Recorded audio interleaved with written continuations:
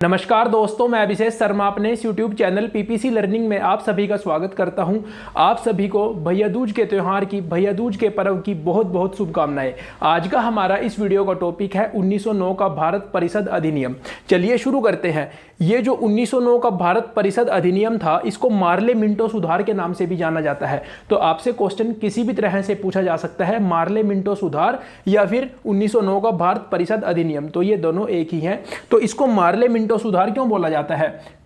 तो अगर आपने अभी तक पढ़ा कि इस समय भारत के वायसराय कौन थे, तो इस समय भारत के वायसराय थे मिंटो। और हमने आपको बताया था कि जब भारत से ईस्ट इंडिया कंपनी का शासन समाप्त हुआ तो उस समय क्या होता है, इंग्लैंड में एक पद बनाया जाता है भारत का राज्य सचिव।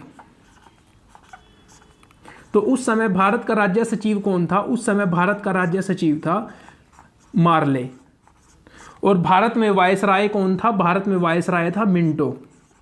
तो इसलिए जो अधिनियम आया 1909 में, तो इसको मार्ले मिंटो सुधार के नाम से भी जाना जाता है। चलिए देखते हैं इसमें क्या क्या प्रावधान किए गए थे।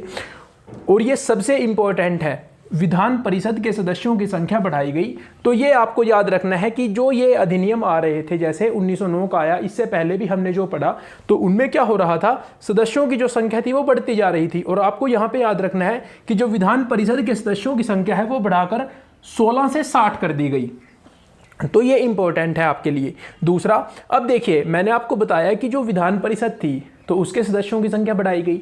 तो आज क्या होता है, जैसे सेंटर में लोकसभा होती है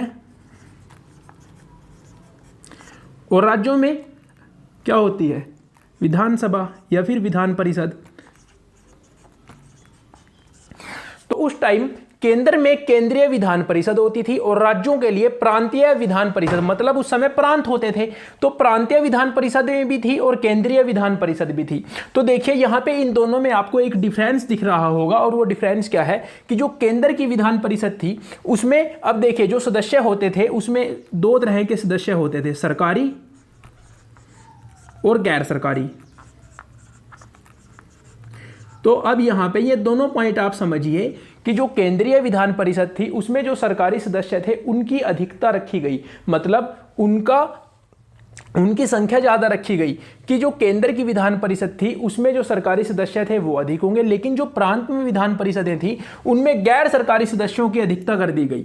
ये इंपॉर्टेंट बात है कि जो प्रांतीय विधान परिषदें थी उनमें गैर सरकारी सदस्य जो थे वो ज्यादा होते थे सरकारी सदस्यों से इस अधिनियम के बाद। फिर गवर्नर जनरल की काउंसिल में पहला भारतीय, तो आपको ये नाम याद रखना है, या आपको यहाँ पे याद रखना है कि जो गवर्नर जनरल था उसकी जो काउंसिल थी, उसकी जो कार्यकारिणी थी, उसमें पहला भारतीय सदस्य कौन नियुक्त हुआ, तो वो थे श्री एसपी सिन्हा। तो ये आपको याद रखना है, मोस्ट इंपॉर्टेंट है कि पहली बार भारत वालों को कब मौका मिला यहाँ पे एंट्री करने का, तो वो दिया गया 1909 के भारत परिषद अधिनियम से। और पहला सदस्य, पहला भारतीय कौन नियुक्त हुआ, तो वो थे श्री एसपी सिन्हा।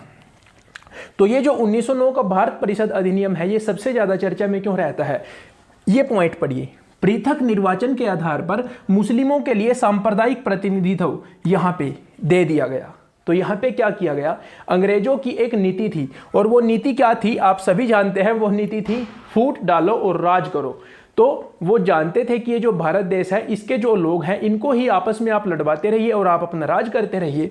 तो फिर क्या होता है, यहाँ पे मुस्लिमों के लिए अलग से सांप्रदायिक प्रतिनिधित्व दे दिया गया। तो इसमें क्या होता था कि जो मुस्लिम होता था, यानी जो मुस्लिम लोग होते थे, अगर वो इलेक्शन में खड़े होते थे तो उनको जो वोट करते थे वो मुस्लिम लोग ही वोट करते थे। सांप्रदायिक प्रतिनिधित्व का यही मतलब है कि मुस्लिमों के लिए मुस्लिम ही वोट करेंगे।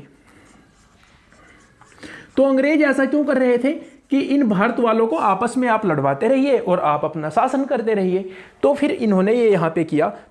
तो यहां से एक क्वेश्चन निकलता है कि सांप्रदायिक निर्वाचन का जनक किसको जाना जाता है, सांप्रदायिक निर्वाचक के जनक के रूप में किसको जाना जाता है, वो जाना जाता है मिंटो। मिंटो कौन था, मैंने आपको शुरू में ही बताया, इस समय भारत का वायसराय था, और वो कौन था, लॉर्ड मिंटो। तो इसको जाना जाता है सांप्रदायिक निर्वाचन का जनक। तो ये बात आपको याद रखनी है। इसमें आपको इंपॉर्टेंट पॉइंट क्या याद रखने हैं, एक तो ये दो पॉइंट है कि जो केंद्रीय विधान परिषद होती थी उसमें सरकारी सदस्य अधिक होंगे, और जो प्रांतीय विधान परिषदें होंगी उनमें गैर सरकारी सदस्य अधिक होंगे।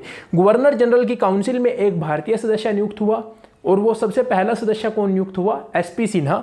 और पृथक निर्वाचन के आधार पर मुस्लिमों के लिए सांप्रदायिक प्रतिनिधित्व यहाँ पे दे दिया गया। तो ये क्यों किया गया?